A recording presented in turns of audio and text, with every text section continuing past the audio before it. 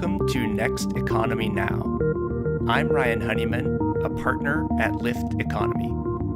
Lift is an impact consulting firm whose mission is to create, model, and share a locally self-reliant economy that works for the benefit of all life.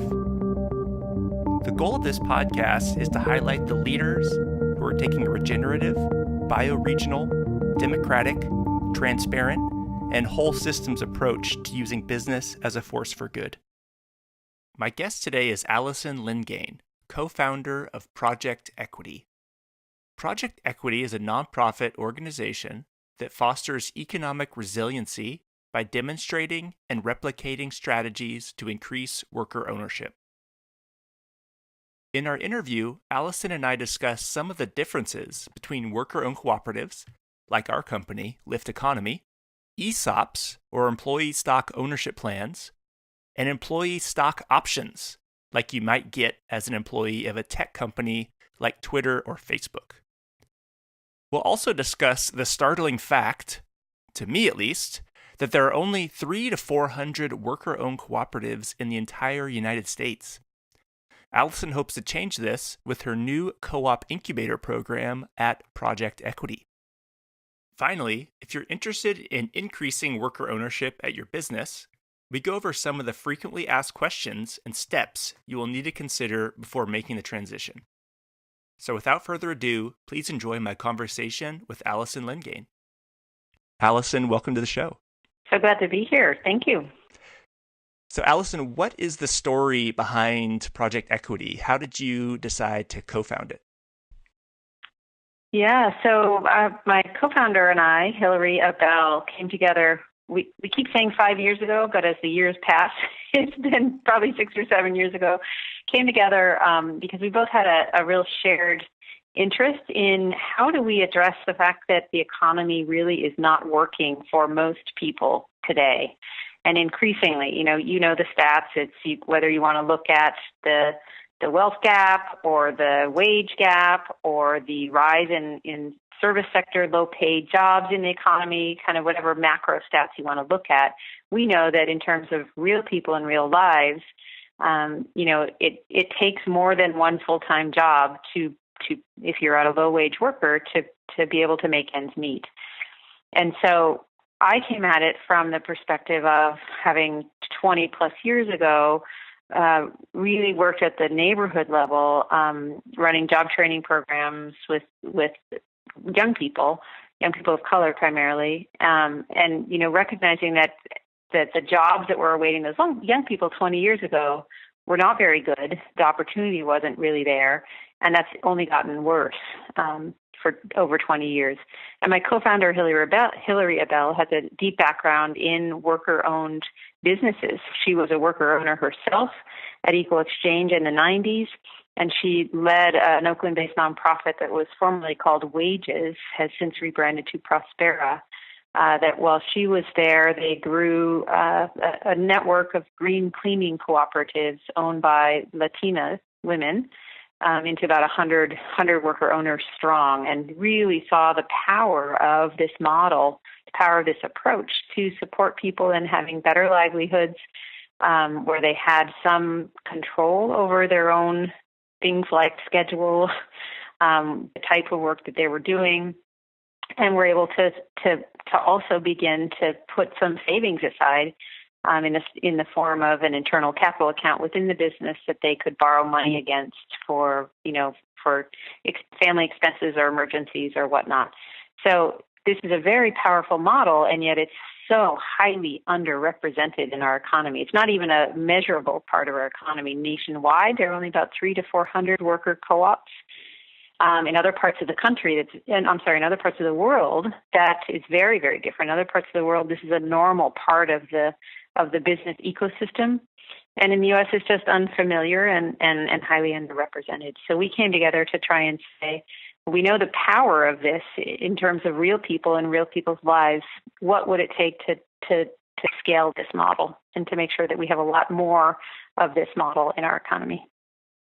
And why do you think it is? Why 300 to 400 in the U.S.? It's funny because when I talk to my business school friends about what I'm doing, and I explain how a worker-owned cooperative is structured. And, it's not uncommon for somebody to say to me, oh gosh, that just sounds so complex. And I sort of stop and pause and sort of look them right in the eyes. And I say, if you knew nothing about the structure of a U.S. corporation, it was totally unfamiliar to you, and I described how it worked, you would probably say the same exact thing. Oh gosh, that corporate structure just sounds so complex. So I think that it's just a lack of familiarity. We don't learn anything about employee ownership. We don't learn anything about cooperatives in any of their structures, whether you're talking about a worker-owned co-op or a farmer co-op. REI is a co-op, a consumer co-op. We don't learn anything about that in our experience through the public school system. And most, if folks go on to college, in terms of your college experience, it's just foreign. It's unfamiliar. So I think it's a lack of familiarity. And so because it's a lack of familiarity, it seems hard, or it seems weird, or it seems whatever it may be. So that's a big part of what we do, is we try to just raise awareness broadly of the model. And we try to raise awareness in, the mainstream places that, wouldn't normally be talking about worker ownership. Maybe one of the questions that sort of folks have, and maybe it's a big misperception because I know it doesn't function that way in our company, but maybe it's that worker-owned cooperatives are sort of slow to make decisions, or it's like sort of idealistic. Do you find that that's some of the resistance you get from people who are interested in doing this, or even have heard about cooperatives? Yeah, and I think you're right. There are preconceived notions about what worker-owned co-ops are and are not. And I would say that, one of the things that we always lead with is study after study after study. If you want to see the data, demonstrate that employee-owned companies are better for the workers, higher than average industry pay and benefits, voice in key decisions, asset building through that business ownership. They're better for businesses, so they build stronger businesses that are more efficient, that outlast their competitors in business cycle downturns, and then they're better for society. So, when you have a lot of these, you see some really positive impacts. And even just there was one study that looked at voting levels and had a correlation between employee owners and employees who had employee ownership and civic participation. So, we know that they're better for society, and so the question is, so knowing that, why aren't we building more of them? Why aren't we doing more of this? Absolutely. And so for Project Equity's standpoint, of all the sort of issues you could have taken up when forming this, why worker cooperatives as sort of a driver to address the economic challenges we face? Yeah, and I think there are a number of solutions that need to be put in place to really address as Lyft is really focused on, is trying to move towards the economy that broadly serves people and planet. And employee ownership is a piece of that puzzle. And for us, the reason that we've taken this on as our mission is because of those deep benefits. But it structurally builds in. It's a business form that has the business decisions being made through the lens of what's good for the workers, for their families, and their communities. And that's built in structurally. So it's not something that needs to be regulated. We need regulation to make sure businesses aren't making decisions that are bad for people and bad for the communities. And so it's built in from the inside out. And that we need more of that. It's sort of been the way we think of our checks and balances system in our government. We need to have that built in structurally for it to be effective and effective over the long term. And for folks who don't know, I mean, admittedly, I didn't actually know this question until probably a year ago, but what is the difference between a worker-owned cooperative and some of the other structures, for example, an ESOP or employee stock ownership plan? Yeah, and we're big fans of all types of employee ownership. So the form of employee ownership most folks are familiar with is stock options or stock grants. And so, especially in the Bay Area with so many tech companies, this is typically a very small percent of the company that is shared with employees in an incentive structure. So you get stock options and they vest over a period of a number of years, and then if the company gets sold, then you realize some of that benefit. And then another sort of more common than worker co-op form of employee ownership is what's called the ESOP, ESOP, which stands for Employee Stock Ownership Plan. And so an ESOP is, essentially, I'm going to just summarize, but it's essentially a retirement benefit for employees. And an ESOP can be 100% of the company that is owned by the ESOP, that is in this ESOP structure, or it can be a very, very small percentage of the company that is in the ESOP structure. And so that's one of the differences. Is a worker-owned co-op is 100% of the company is owned by the employees. So 100% versus a variation in an ESOP. And then one of the other main differences is that an ESOP is a retirement benefit. And there are many wonderful ESOPs that also have profit sharing built in so that you're seeing some financial benefit of that employee ownership today as profit sharing, but it's not structurally in the ESOP model, whereas as profit sharing, it's structurally in the co-op model. It's not profit sharing, it's profit distribution. And in a co-op, it has a different name. It's called patronage. So it's a patronage dividend that is earned by the employees based upon the effort that they put into the business, the hours that they work to make that profit. Got it.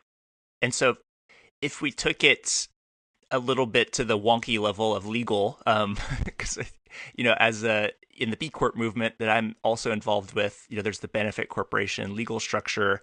And I know that in California, at least, you and I think Janelle Orsi from Sustainable Economies Law Center and the whole SELC team helped pass a co-op legal structure for California. Could you just talk about maybe how, a little bit about the co-op legal structure and how it might differ from, say, like a standard corporation who also is a worker-owned co-op?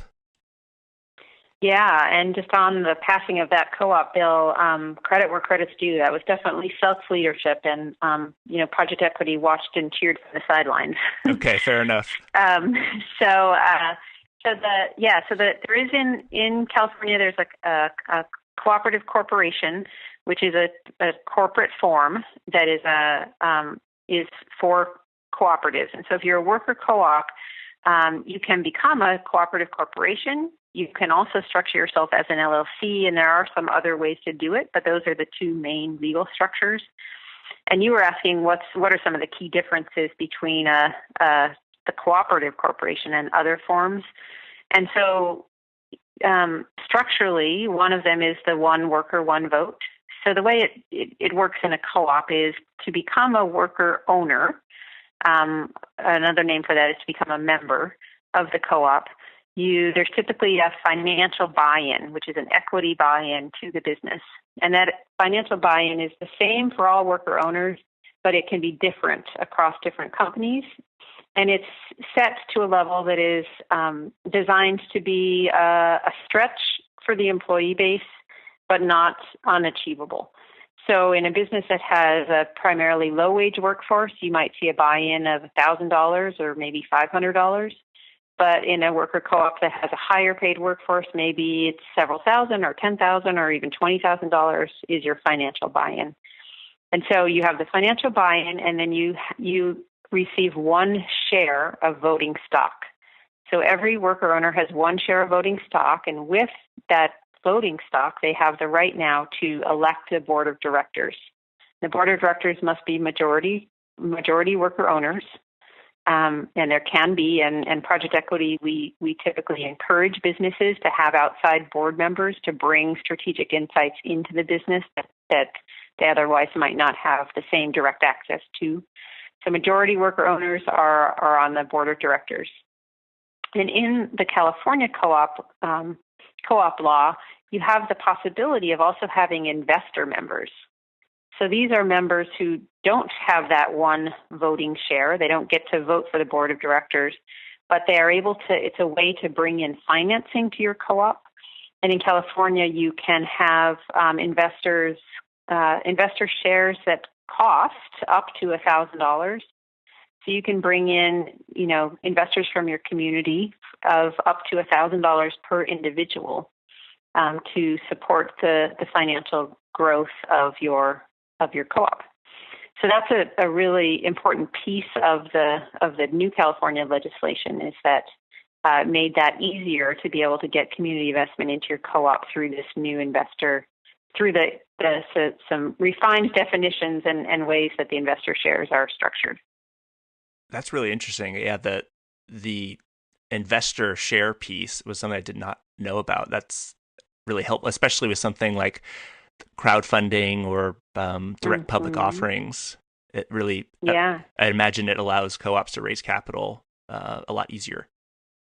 It does, exactly. So we actually just yesterday did a webinar with Cutting Edge Capital where they outlined some of the differences between a direct public offering and in states that have this investor share like California, the sort of differences and the pros and cons and when you might want to use one or the other.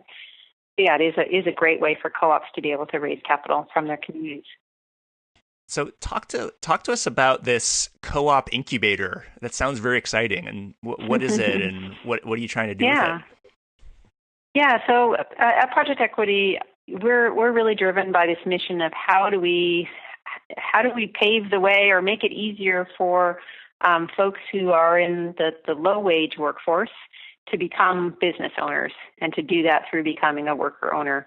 And so we focus on helping existing successful, profitable businesses transition to become worker-owned businesses.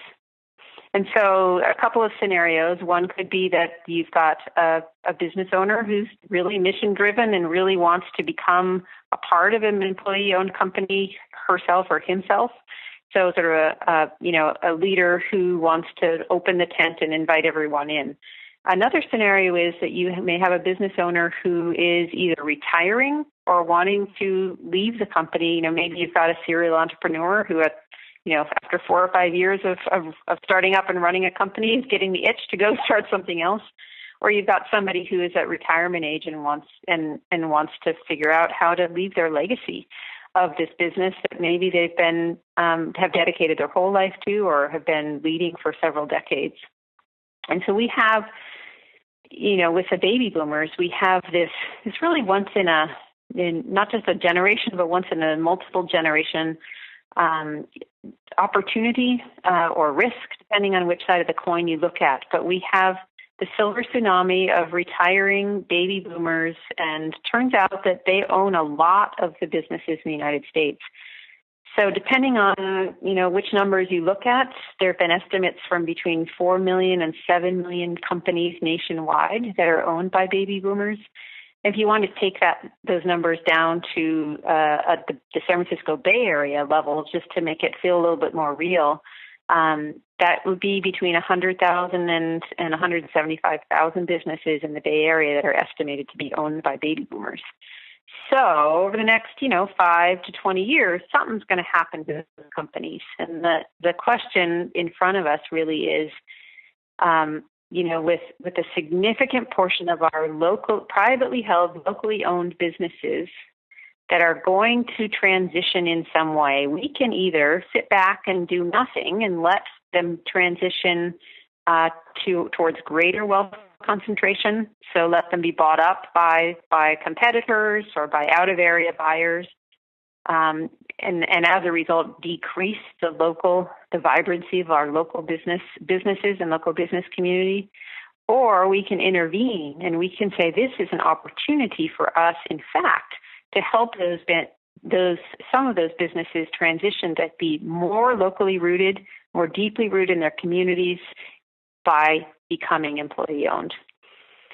And so that's what project equity is all about, is tapping this opportunity as a way to really scale this business model. And so your question was about our incubator. And so how does that fit into this? And so we offer a set of really just a structured set of services to businesses to help them transition from a traditional business structure to an employee-owned structure. And as I said, that could be at a point of retirement, or it could be just because they want to become a worker-owned company. And so the structured process starts with, what does this look like? What is this thing called? What is this thing of broad-based employee ownership? What is a worker-owned co-op? Is it of interest to look at? So they're exploring it. To, okay, well, this is interesting. I want to put some resources into really assessing this. So let's do a financial feasibility of this transition. What would it look like? Could we get financing? Let's assess whether we've got some employees who are interested in becoming worker owners. Do we kind of have enough to move forward? And then if the answers to those questions are yes, then great. We're ready to roll up our sleeves and do the work that it's going to take to do the structure transition to become a worker-owned company, to line up the financing, to structure the deal, because ultimately what this is a sale of the business from the existing owner to the new worker co-op. And that sale is typically financed, just like a sale of a house would be, or a sale of a car would be, typically financed by an outside lender or a set of outside lenders. So lining up the financing and getting all of that up and running, and structuring the co-op and the governance, and making sure that the employee base can step into those new worker owner roles effectively, that they understand enough about the business to be able to make good business decisions, and that they have the support they need to really grow the ownership culture. What do the sort of lenders or banks, is there any perceived benefit to, say, financing a worker-owned cooperative sort of transition versus like a buyout of some private equity or some high net worth individual? Do you find that in the sort of the financial side of this? Yeah, well, on the financing side, the good news is that there are a handful of CDFIs, two of which are national and one of which is regional, that have a deep history of lending to worker co-ops and have experience lending in, we call this a co-op conversion, so this transition of existing business to a worker-owned co-op. And those CDFIs with this deep experience also have really strong financial track records, so very low losses, and real success in terms of supporting these co-ops. And so the CDFIs can often come in as a lender. The selling owner will often stay in for a portion of that loan, so they'll take a note as part of the sale, which is not uncommon in any business sale. And then that can often, if you have more, those lenders would come in as subordinated or more junior debt, which would enable a bank or a CDFI that maybe doesn't have experience lending to a worker co-op to be able to come in as more of a senior lender. When you're talking to a CEO or owner, I imagine there's probably a few common, there's probably like the top three questions they have. It seems like if, just sort of hypothetical, if I were building a business and I had done it for 25 years, maybe there's an assumption that like, I can't sell it to my employees. They can't do it without me, or like I should just sell it to another owner, or maybe it's, I think I could make more money selling it to a different investor, or, oh yeah, that's a great idea. I should sell it to my employees, but it's too hard. Like I can't do that. What are those sort of what are the sort of common concerns or questions that you find with business owners? Yeah, so when we were first assessing, really, is this a strategy we want to take on? We did focus groups and had lots of one-on-one conversations with CEOs to try and get our heads into this question. And I'll just tell a quick story about a focus group we did with a number of business owners. These were all founders. So these were talking about their business, their baby, that blood, sweat, and tears. And we started the first half of the focus group. We just dove into employee ownership. What do you know about it? What do you think about it? What do you feel? And, if you can picture a group of CEOs around a table who are all kind of squirmy and uncomfortable. So this question of, my employees couldn't own my business. My employees couldn't do what I do. There's this feeling of, it's mine and they're my employees. And it's just an uncomfortable situation. And then we took a break, and then we came back and we framed up a set of questions around, imagine that you're at retirement age and you're getting ready to prepare for retiring and leaving the helm of this business that you founded and you worked so hard to grow and make successful. What do you want from that?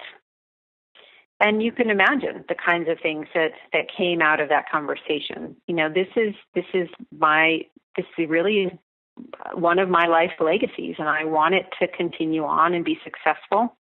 I want all of the people who have been on this journey with me, who have helped me make it successful, to be taken care of. So those could be my vendors, my customers, my employees. I care about these people, and they've been there for me, and I want them to be taken care of. If I have a mission orientation, I started this because I'm trying to change the world in some way. I want that mission. I want the business to remain true to that mission. I want this business to remain in my community. And so that's how we start the conversation with business owners is, what do you want? And then we start to talk about, okay, well, what are some of the options in terms of who you could sell your business to, and how do they line up against these things that you've articulated? And of course, what do I want? I want economically to be taken care of, right? I want to get a good price for my business. So that's the starting point. And some of the preconceived questions or concerns around, my employees couldn't do it. Those definitely come up. And what we say, what we tell folks is, because transitioning to an employee-owned business doesn't mean that you are getting rid of managerial leadership within the company. So there's still in businesses of a reasonable size that management structure is critically important to keeping that business functioning effectively. And if the business functions effectively, then it does all of the good things that the business does, including providing good livelihoods for the folks who are working so hard there. So the managerial structure is really important. And so if you as the GM or the CEO are vacating that seat, it's a question of who's going to come into that seat versus a question of, my employees could never run the company. Right, so running the company, you've got the board of directors made up of majority worker owners, and then you've got the GM and CEO, and the partnership between those two governance and leadership roles is critically important in the company. Yeah, I think I even had similar naivete around, well, if you transition to a worker-owned cooperative, it just means that everyone's equal and like everyone has a vote, so it might be a little chaotic. But that's not what you're saying, right? That's exactly right. And in fact, if you go and talk to, we did a great tour of Alvarado Street Bakery. I don't know if you're familiar with them, but just for the listeners, this is a bakery in Petaluma, California. When we toured about a year and a half ago, I think there were about 120 worker owners. They might be bigger now. And they provide bread, sprouted wheat bread to Trader Joe's, Albertsons, Walmart, all of the major grocery chains. And they're about 40 years old. And they tell this great story about, when we were just getting started, we got to a certain stage. We were maybe 15 or 20 people. I can't remember the exact number.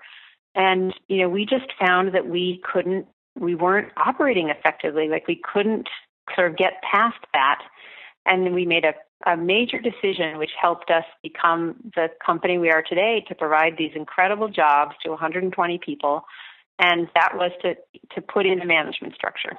say, put in a traditional management structure, their GM role, they call them a general coordinator instead of a general manager, but it's the GM role, and traditional management structure and highly participatory management.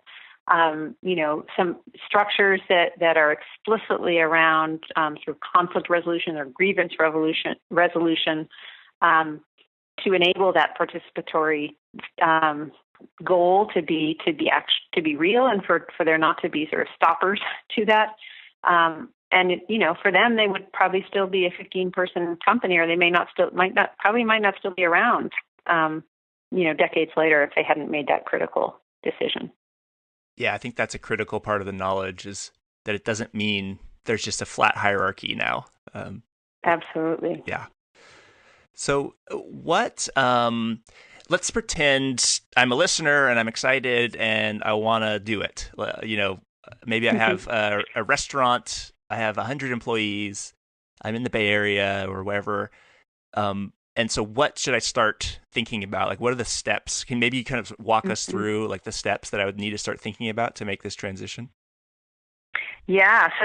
So the first step would be, learn everything you can about how this works. Look at case studies of transitions to employee ownership. We have a set of a dozen case studies available on the Project Equity website, and learn as much as you can. And if it's still feeling like it's something that you're excited about, the sort of first concrete step is this financial feasibility. Could it work financially?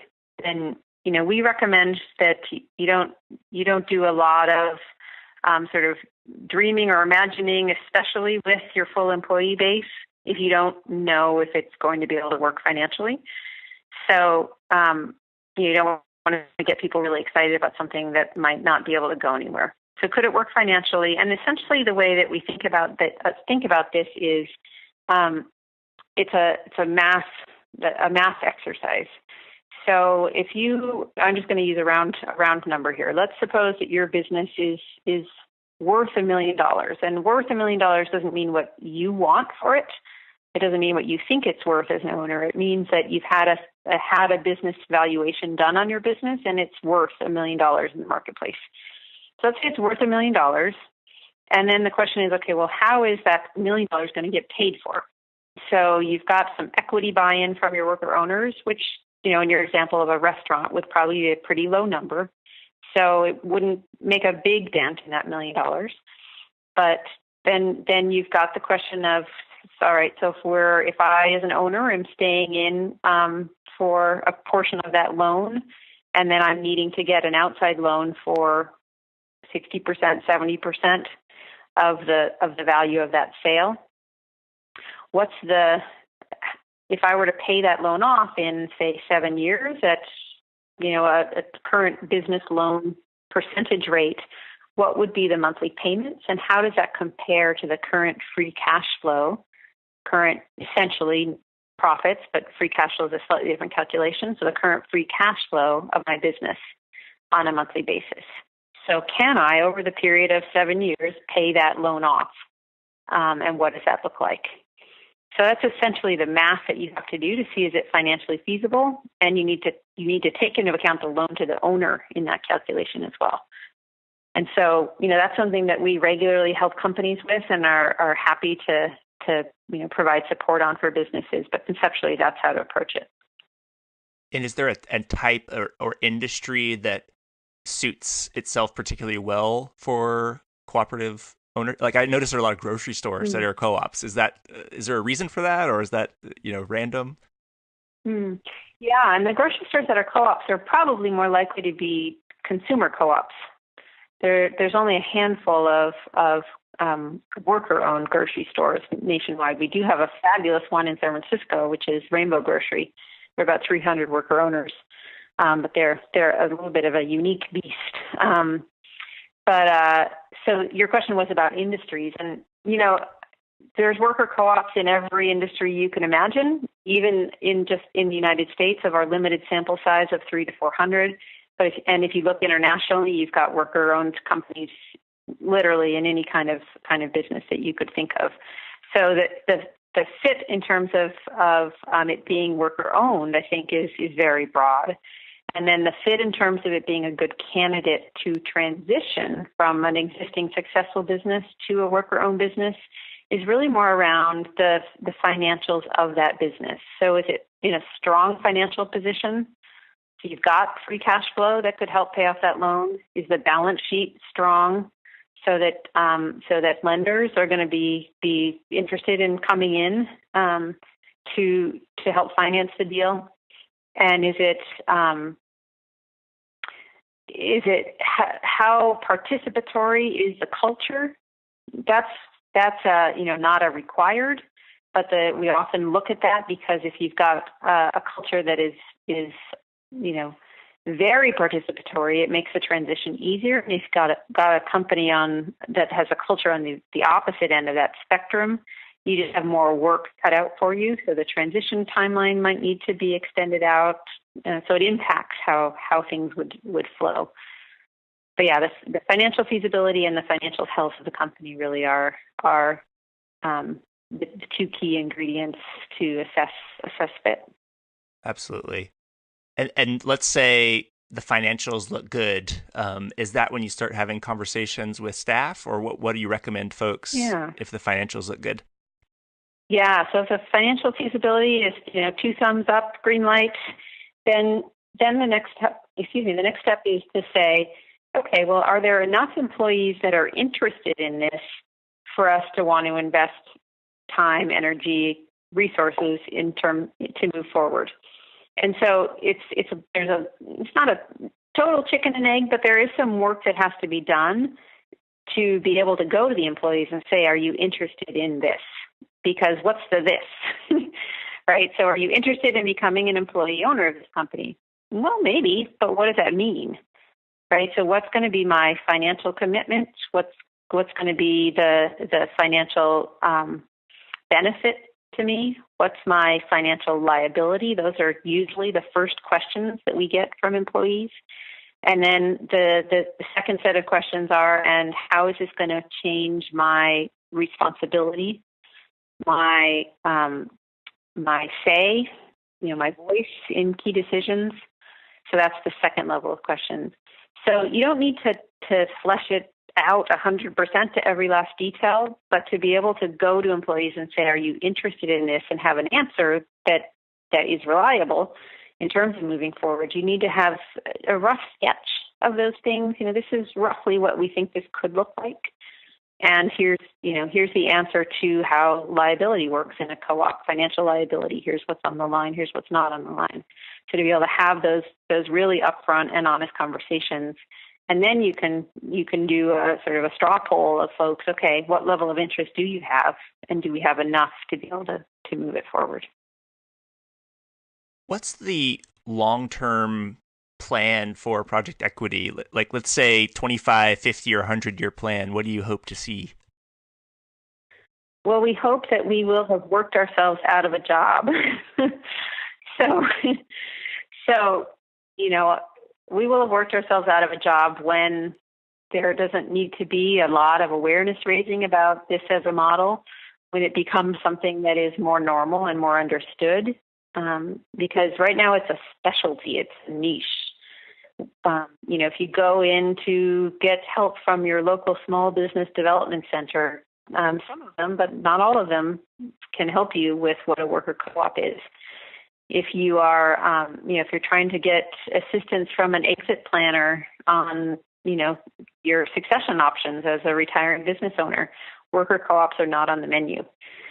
So that's the big picture, is how do we get to that stage? So this isn't a niche thing, but instead it's integrated into wherever you go, where you're told, well, you can structure your business as a partnership, an LLC, a C Corp, or an S Corp, or a B Corp, or a worker-owned co-op. So once that's in place, then we can close down shop. But in the meanwhile, we're based in Oakland, California. And, as a nonprofit, we have a mission, which is about demonstrating and replicating strategies that increase worker ownership. And it's all about to the benefit of low-wage workforce and low-income communities.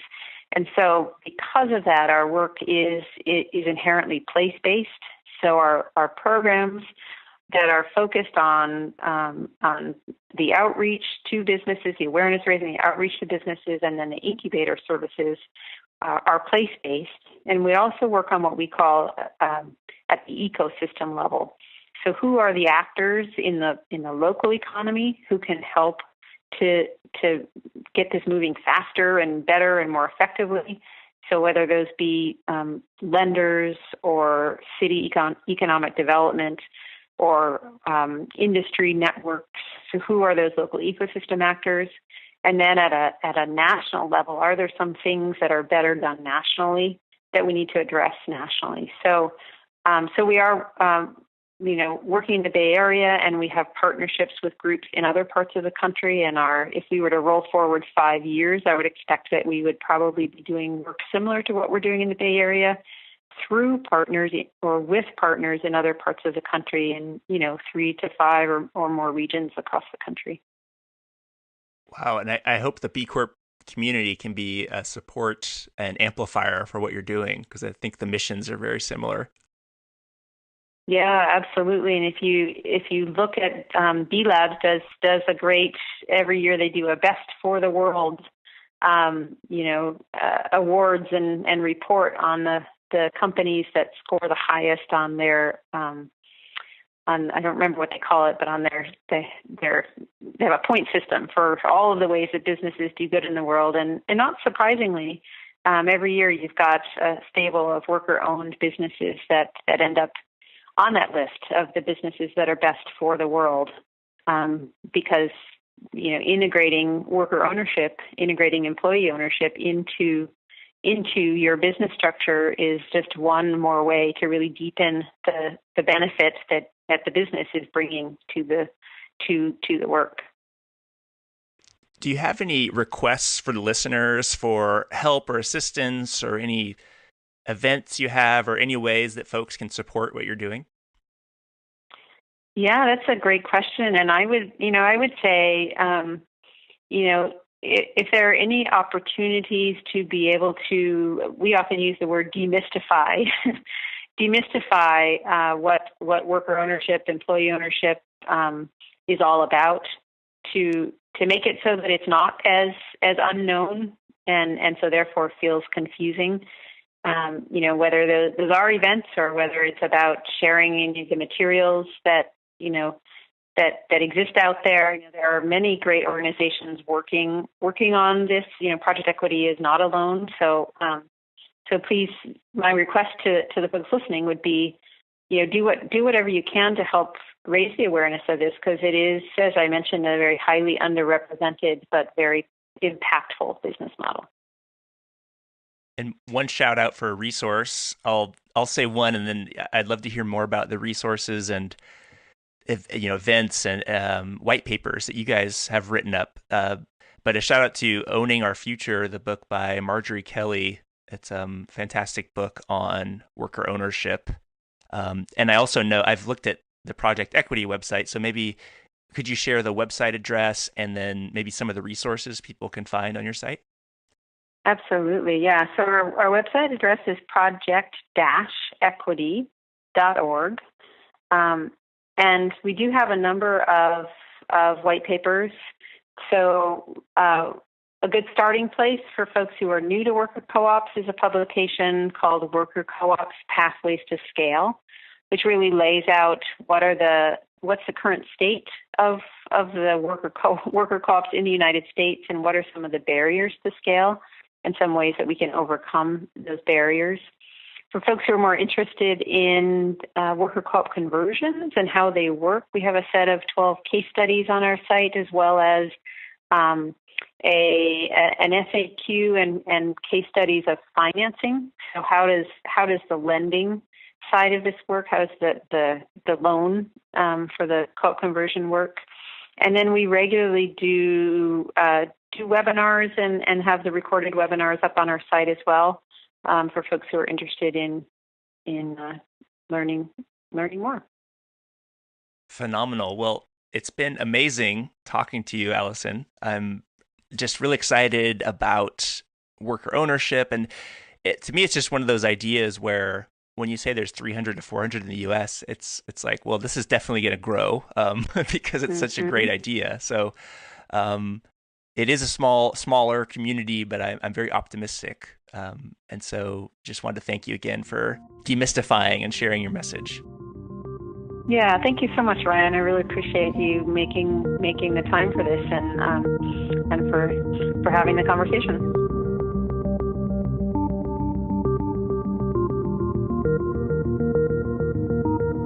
Next Economy Now is a production of Lift Economy.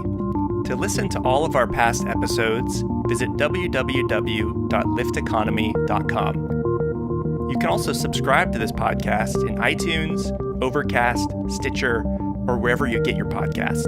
Once again, thanks for listening.